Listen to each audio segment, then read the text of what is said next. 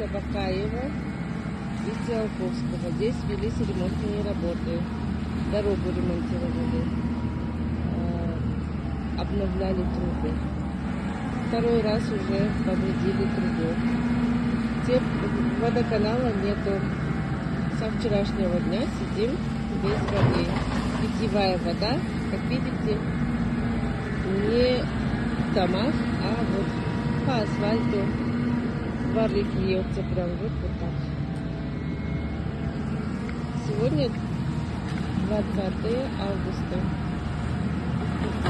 Утро уже почти 9 часов утра, до сих пор нет водоканала. Нас не предупреждали о том, что нужно взять воду. И мы до сих пор сидим без воды. У нас дети, на нашей улице есть дедушки и бабушки старенькие. Вот, просим среагировать.